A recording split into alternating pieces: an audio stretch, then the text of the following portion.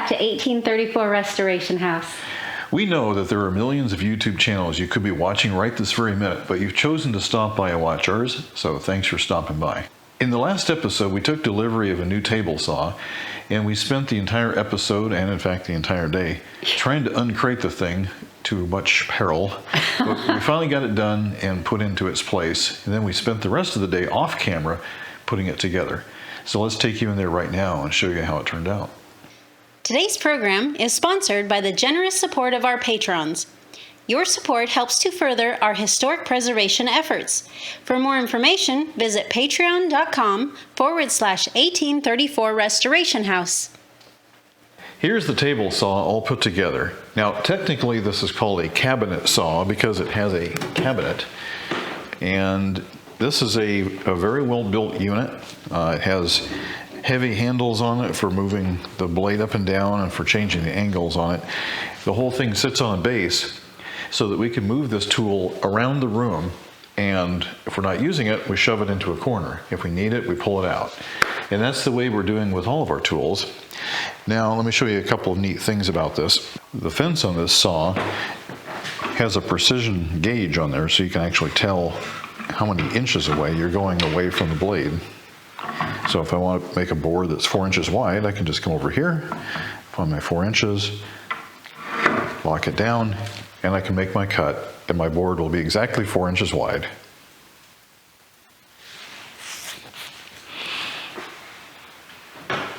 Table saws have always been dangerous, but today we have safety features that the old timers really would have appreciated.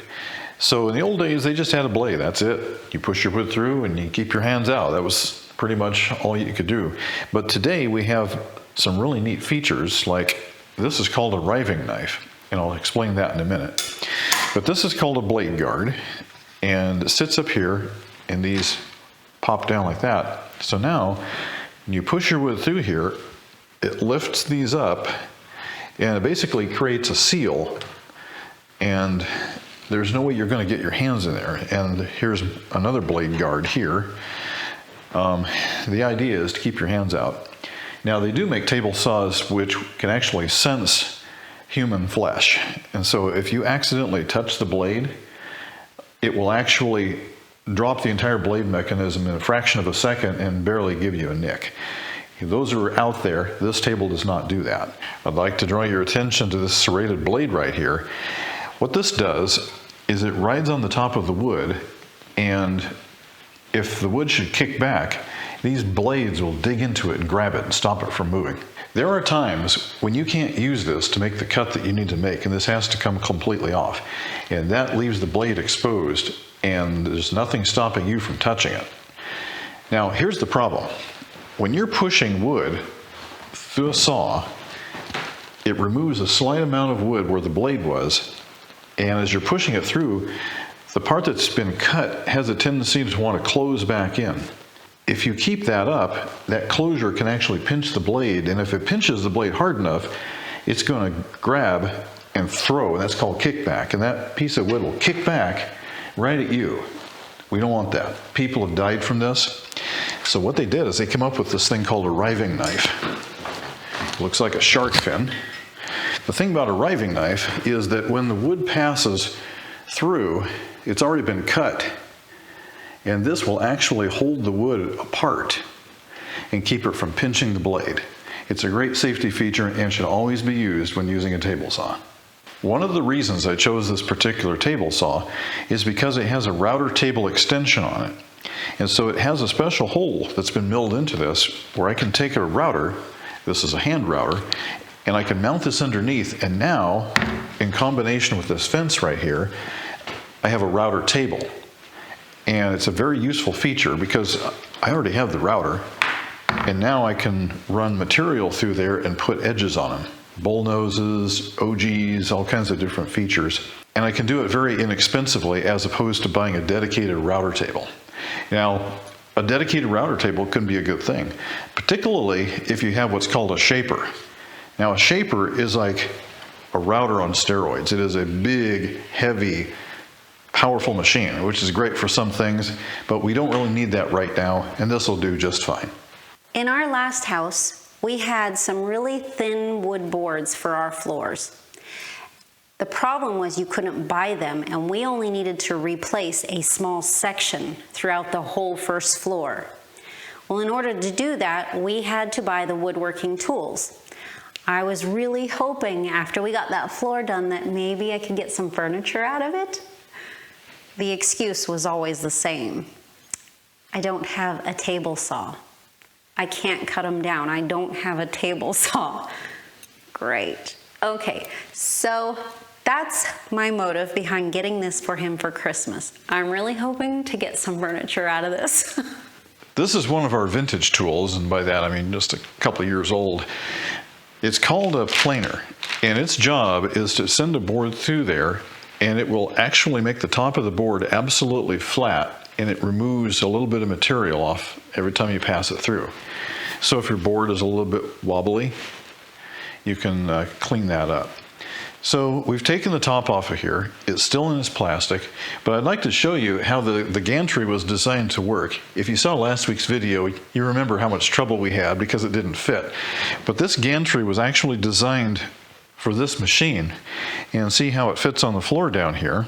There's your pallet, and the machine sits on it like that. And what we're going to do is take the plastic off of here. We'll hoist the machine up. We'll slide the dolly underneath it and lower it down, and then take the gantry out. It's smooth and it's easy. We've rigged this up with 2 lifting straps, and you can see they're tied around the iron bars on both sides. They come up together at the hook. And so Jeannie is going to go ahead and operate the chain hoist, and we'll lift this machine up just enough to get the pallet out from underneath it.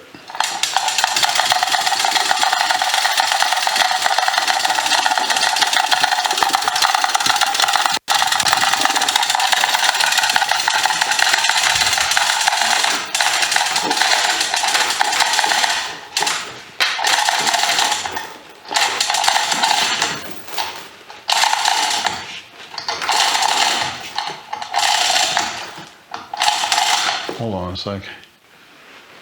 Only one side's lifting. Not only that, but we're bending the bar. I don't remember bending the bar last time.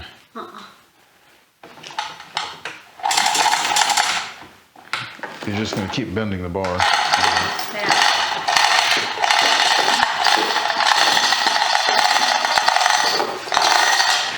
Well, we've never bent the bar. Ooh. Well, it seems we've worn this pipe out. It's just a piece of gas pipe. It's a 1/2-inch black iron pipe, and we have worn this thing out to the point where it's really kind of rubbery. So we're going to pull this thing out of here and replace it with a 3/4-inch gas pipe instead.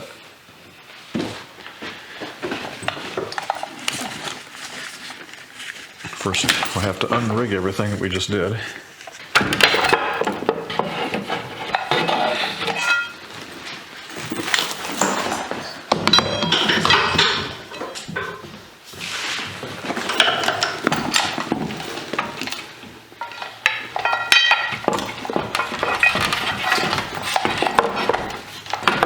Okay.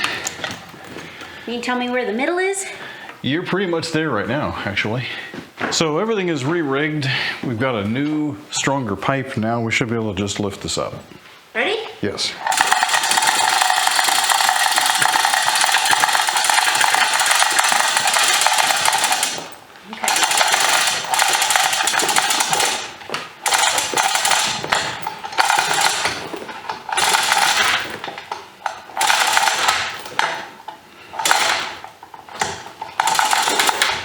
That pipe is bending.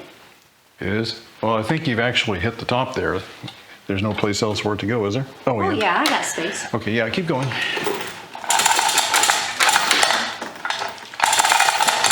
Okay, here she comes.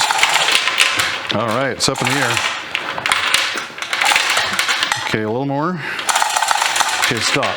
Okay, so I'm going to pull this thing out. I go ahead and take that away. Got it. Let's make sure the rubber feet are loose. They shouldn't be touching the floor. It is not. Okay. Now we'll just roll this in. I got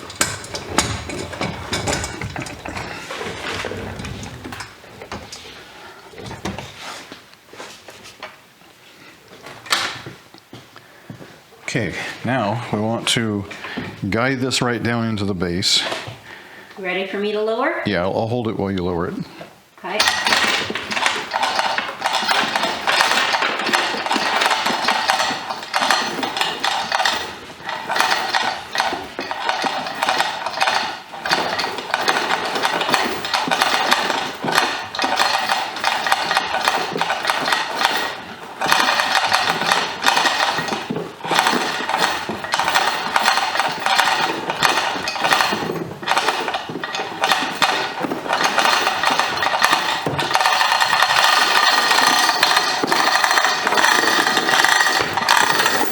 Success. We're on the ground.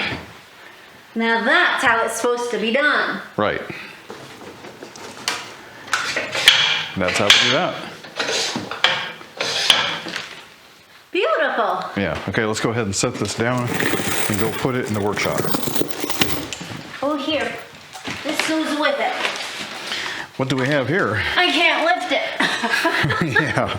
It's too heavy. These are the side plates. You can't see it on the camera here, but these are the cast iron wings that go on the outfeed and infeed tables. We put down our protective panels on the floor to protect the floors, and now with it on the wheelbase, all we have to do is just roll it across the floor.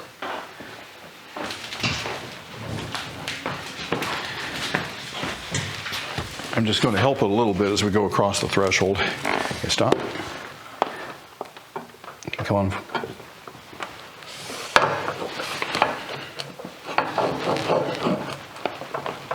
Can you give it a push?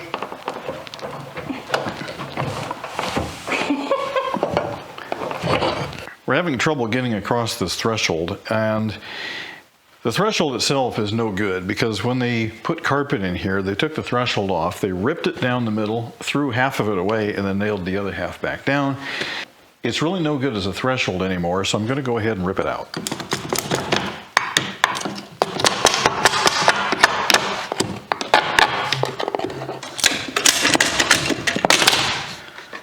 Wow, that was tight.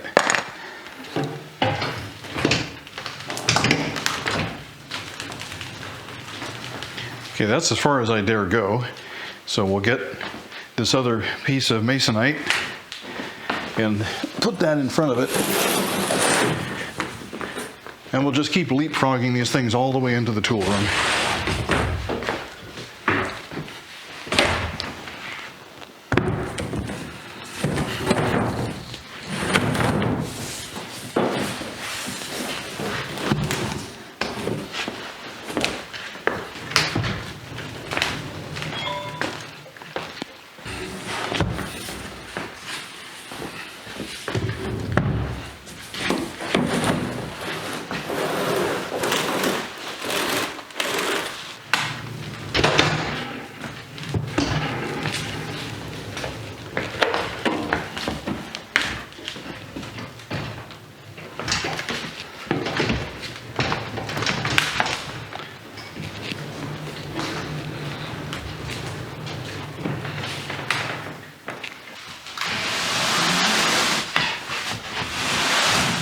Ready?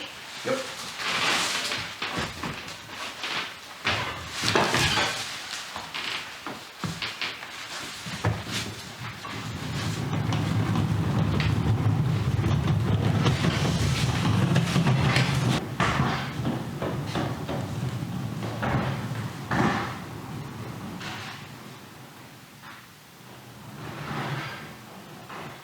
There's one thing that every wood shop must have, and that's a dust collector.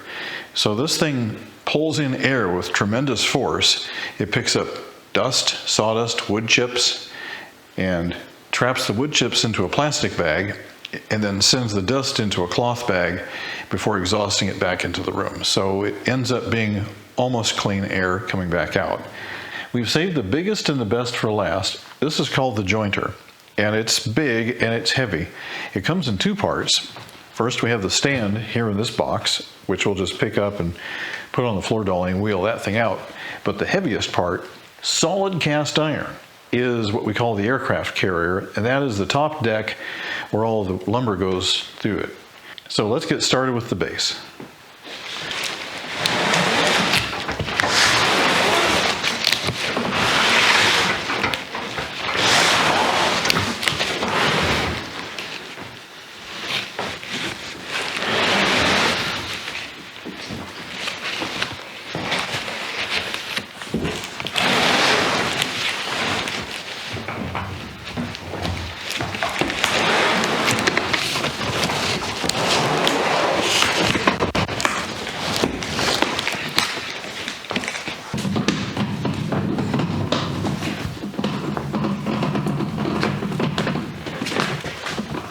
Would you steer? There we go. Oh, too much, too much. It just keeps rolling. Yeah, no, it goes wherever you push it. We'll keep going forever. All right.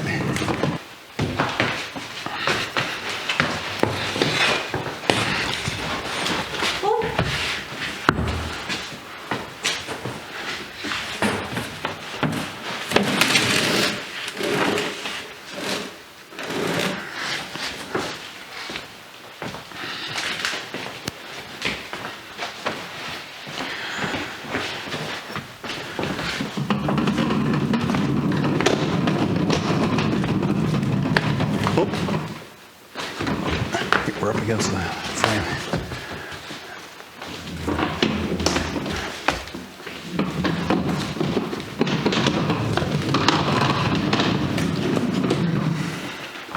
The jointer, unlike the other two machines, has wheels built into the base. And so we'll uncrate this and push it out of the way. We'll then bring the gantry in here and set it down here. We're going to hoist out the aircraft carrier. We'll slip the crate out of the way and bring the wheelbase in place, and then we'll set the whole thing down on it and bolt it together. And after that, we can move it around just like these other two machines. It's been a few years since we crated these back up, and we're having to scratch our heads a bit and try to remember how in the world did we do this so that we can undo it correctly. And see how it's all nicely bagged up and everything? Well, what we did apparently was we turned it upside down, bagged it, boxed it, and then flipped it right back up again. So we'll do just the opposite here.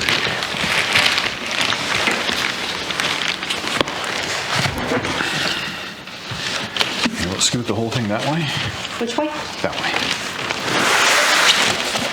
Okay, now let's turn it upside down. Nice and easy.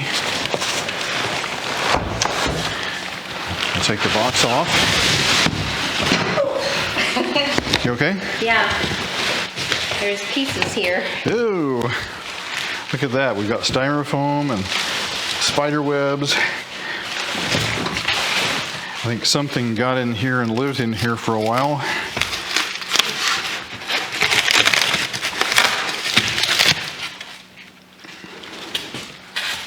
Well, yeah, I think we should clean this up a little bit before we proceed.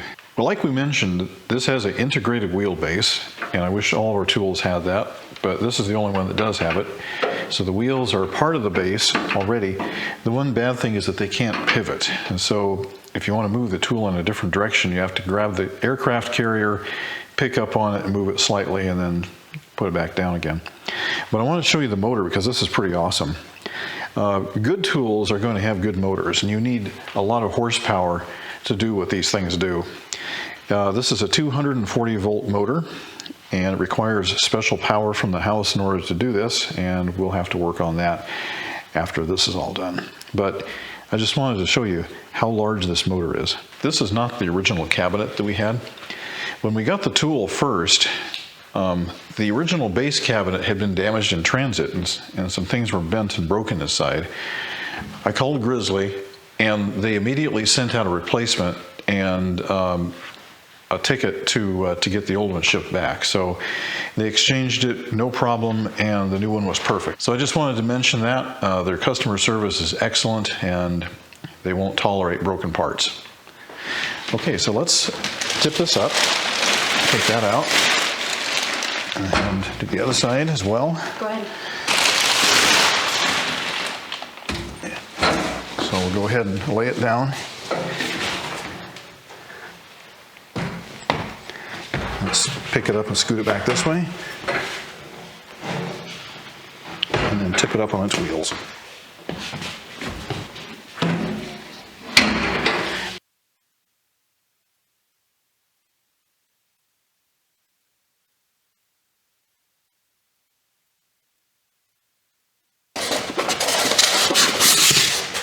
When we originally got this a few years ago, we wisely saved all of the packing materials because you just never know in this world. And it's a good thing we did because I lost my job shortly after that, and we ended up having to put everything back in crates and move it here to South Carolina.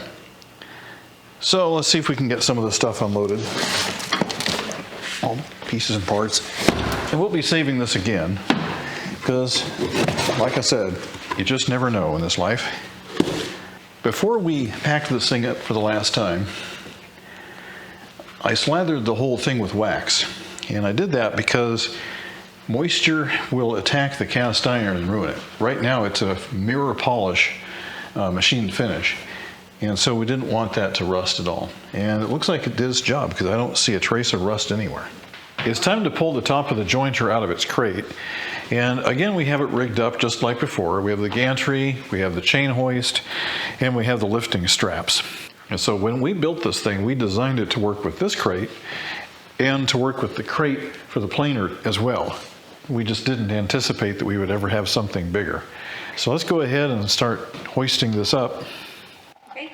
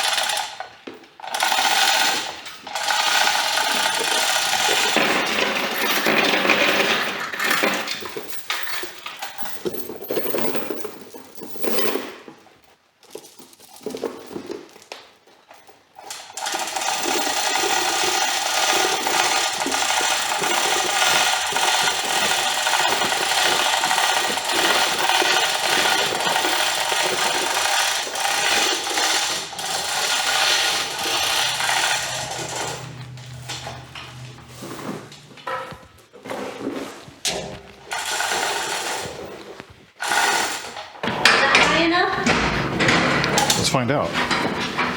Yeah, that's great. Okay. Okay, let me just get things lined up here a little bit. Okay, now just for security, let's go ahead and lower that down until it's just over the top of it without touching. You'll have to tell me when that is. Yeah, you're just about there right now. It's touching right here. Okay, so we're very gently moving things into position here and inserting the first bolt here. Now I'm going to go around the other side and insert the other two bolts. All right, go ahead and hoist that down a little bit. A little more, more. Okay, stop. Okay. All right. Okay, I think we need to pull the unit back that way. Yes. Okay, I've got one. Let's see if I can get the other one. All right, go ahead and lower the hoist a little more. Stop.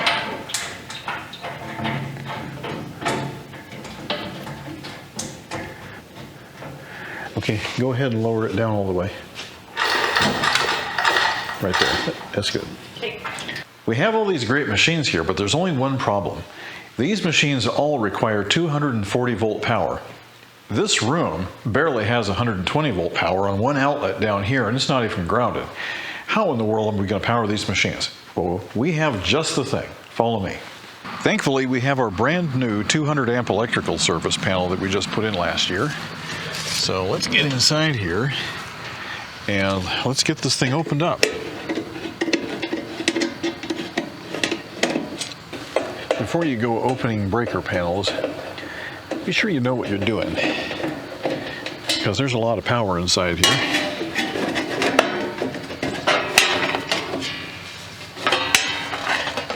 Well, it's none too worse for the wear. It's not quite a year old. Still looking really good. I don't see any wasp nests or anything in here, just a little bit of dirt. Okay, so As you can see, this thing is not very highly populated, and that's because most of the electrical system is still on the old 1960s box over here, and that gives us plenty of room. Now, we've talked about this before, but eventually we'll take everything over here and migrate it over here with new breakers, new wires, etc. So the next thing I want to do here is I'm going to add another breaker. Here it is. This is a 30 amp breaker, and I'm putting this in because our largest tool needs 30 amps, and we'll never use our tools together at the same time in this scenario, so 30 amps will be just perfect. I just looked at this thing and it's in the on position, so I'm going to turn it off.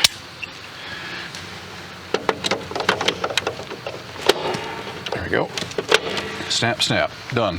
Okay, now this breaker, it will take power from both phases of the power system, but we're not quite there yet. So next thing I need to do is take the panel, and I'm going to knock out a couple of these. So these are designed so that you can twist them out.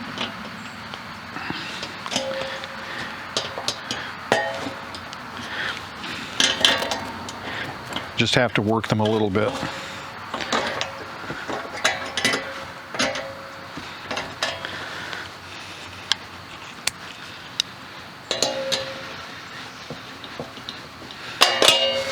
There's one and two. Okay, I'm going to leave this cover off because I need to get down underneath here and run the cable in through this conduit pipe and get it up inside here. We are racing daylight right now to get this done, and so we didn't film any of the work, but I put a new breaker in there and I ran a new power cable up through the conduit into the box and got everything connected up. So now we have a 240 volt circuit which runs down to that coiled up orange cable right there. That's off and will stay off until we're completely done with it. So I'm going to go ahead and close this up now, and I'm going to climb under the house and run the cable over to the dining room, and we have a secret location where we're going to put the outlet. I'm coming to you from the cupboard inside our dining room underneath the hutch. What in the world am I doing in here? Well, Jeannie had a great idea, and that is, why don't we bring the 240 volt electrical service into this space right here? Because nobody ever sees it, it's invisible, but when we need it, we can open the door and pull it out. So that's exactly what I did. That circuit that I just ran a few minutes ago, I was under the house running that cable through ductwork, pipes, wires, in extremely claustrophobic spaces. Not fun. I had to take a shower afterwards because it was so gross. But anyway, this is what we have left over from that run. That was 50 feet of cable going from the breaker panel up into here. 2 feet is all we had left over, and I didn't think we were going to make it, but we got it, and that's probably just exactly what we need to get it done, and maybe just a tiny bit left over. So let's get busy. We'll have 2 outlets like this. So we have our outlet box, we have our outlet. Now this outlet here is a special kind. It's made for 240 volt circuits, and it's designed specifically so that you cannot plug a standard power cord into this. That's going to protect your equipment. And then it has a cover like that. And then I'll put a piece of conduit between the two and tie them together. And so with the lighter load of the dust collector in conjunction with the tool, we should have enough power to get the job done here. Starting with box number 1, I need to open a hole so this cable can come into it. So I'll just knock out the knockout. All it takes is a punch and then a couple of swishes with that, and we're done. Now, I have an interconnect which will go between the boxes, so I'm going to cut open the center the same way, just like this. Knock that one, knock that one, and take out the slugs.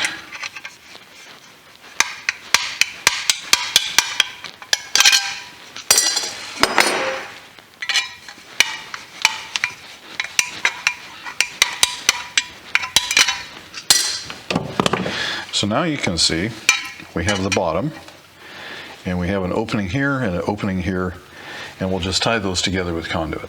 Okay, this is the conduit that I was talking about. It's threaded all the way down, so I'm taking 2 conduit nuts and putting them very close to the middle, and then I'll put one into the first box. I'll take a second conduit nut, and I'm going to start this just barely. I just want it barely into the box. I don't really want it going very far. Just enough to hold it in place so it doesn't move. And then I will take the other nut and run it down. I'll do the same thing on this side. I'll put this on here.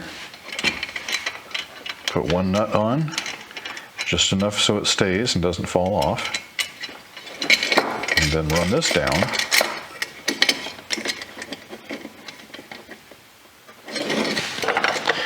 Now I can take a screwdriver and a hammer and just tighten these up.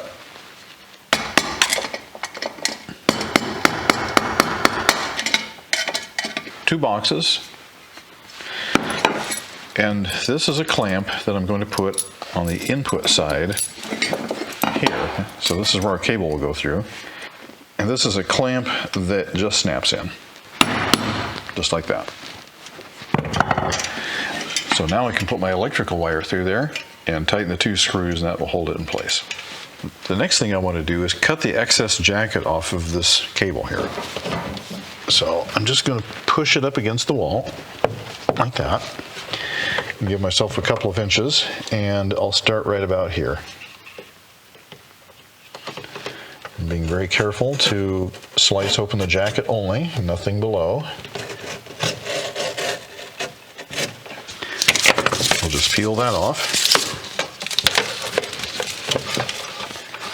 And then cut the excess off down below.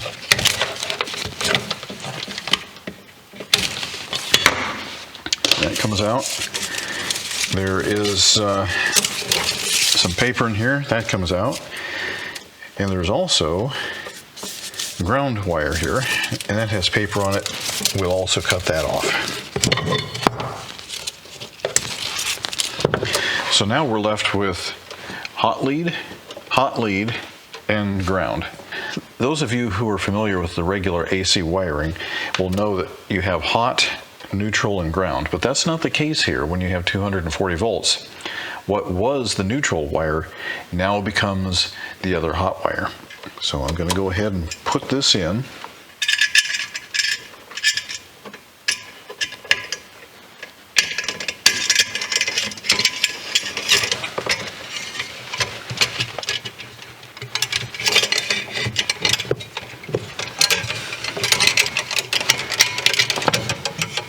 I didn't show it on camera, but I went ahead and wired up the 2 outlets.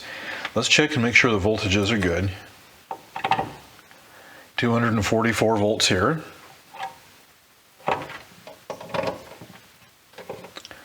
240 volts, 44 volts rather, here. And let me just measure across the phases and see how that looks.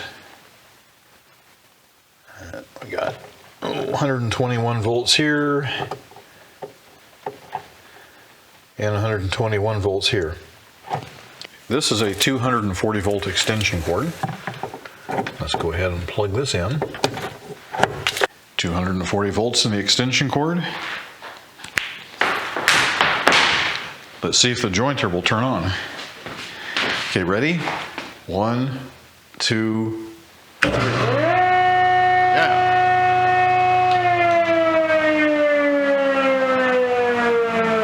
Well, I would consider that a success. If this thing runs, that means everything else will run too. So now, we've got to clean up this mess. This is getting to be really exciting. We've got the power down under there, tucked away. We've got the floor protection down. All of the machines are out of their crates, with the exception of the dust collector. So that'll be up next. We'll take the dust collector out of here, put the thing back together, and park it right here in the corner. Okay, the crate is open. Let's start pulling some pieces out of here. Oh wow, there's all kinds of stuff. Here's a panel.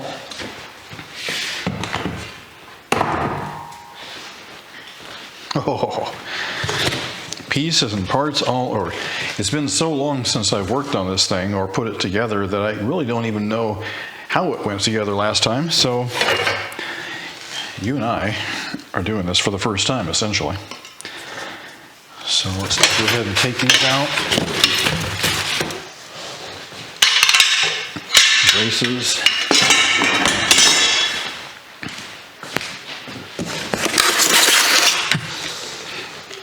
A very fat hose, kind of like a slinky. Wheels.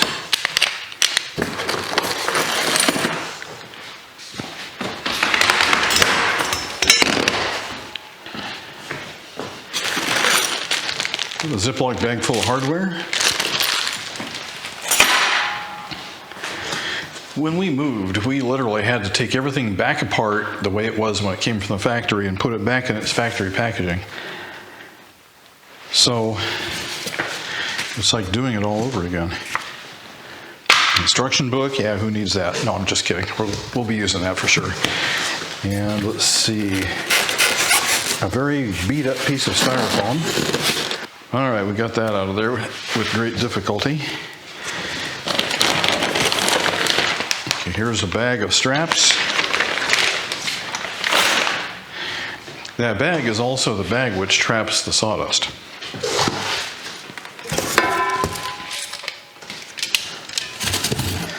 More pieces and parts.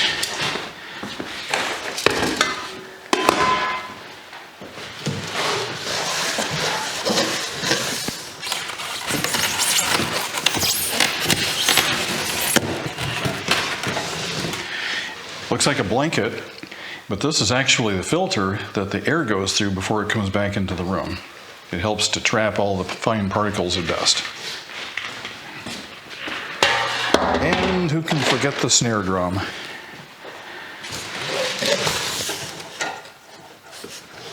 Gasket.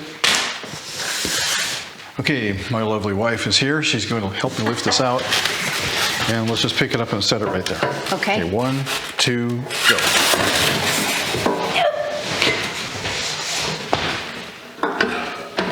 Perfect. Okay, we're going to clean this mess up and put this thing together. After many hours of work, actually many days of work, this thing is finally done. So we have the jointer here, the dust collector. Over here is the table saw, and over here is the planer. With these three tools, we can do most of the essential woodworking that we need to do on this house. So in our next episode, we'll be doing more towards woodworking and restoration and less about setup. So I appreciate you guys coming along and watching this tedious setup process, but we're really excited about this, and we think some great things are going to happen because these tools are now set up and usable. Well, that was a very big job, and it did take many days, but it is so worth it. It fits better in here than I thought it would. I'm pretty happy with it. Yeah, it's kind of cramped for a wood shop, but it'll get the job done. It will. We can move them around and still make it work. Mm-hmm. It's going to be good. I am so looking forward to getting some things done in here and hopefully getting some furniture made. Some Victorian furniture? Yes. Yeah. All right. Well, that sounds great. We'll get this place cleaned up, and in the next episode, we'll be doing some more fun things. Thank you for watching 1834 Restoration House. We'll see you in the next video.